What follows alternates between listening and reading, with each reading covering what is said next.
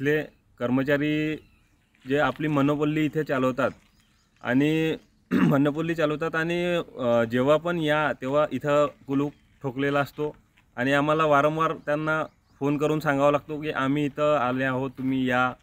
तरीसुद्धा ते येत नाही, टाळाटाळी करतात आणि कोणाच्या पण हातात चाबी पाठवून चाबी पाठवून देतात. ह्या संदर्भात आम्ही तक्रार केली यांच्या वरच्या अधिकारी मरस कोल्हे सर, तालुका क्रीडा अधिकारी. ते सुद्धा म्हणतात आम्ही बैठक घेऊ, आम्ही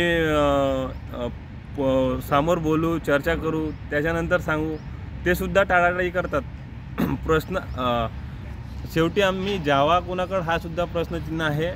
आणि मी यानंतर खूप सारे प्रश्न आहेत ते त्याच्यासाठी सुद्धा ग्राउंड आहे आणि पाण्याची सुद्धा व्यवस्था नाही, स्वच्छतागृहाची सुद्धा व्यवस्था नाही आहे.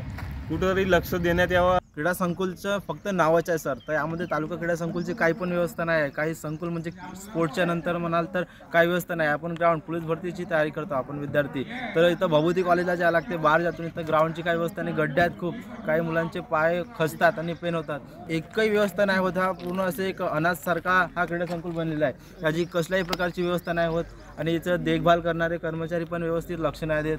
म्हणजे ह्याच्या पूर्ण असा भंगासारखा आहे. आमच्याकडे ग्राउंडची सुविधा बिलकुल पण नाही आहे. इथं पाण्याची पण सुविधा नाही आहे. आपण रनिंग मारायला रोड रनिंग करतो, ट्रॅकवर जातो.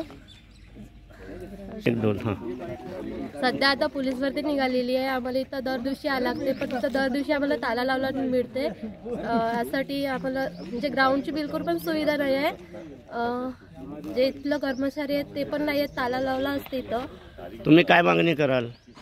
मी इथं ग्राउंड पाहिजे ना, पाण्याची सुविधा सर्वात जास्त अगोदर पहिले पाण्याची सुविधा पाहिजे.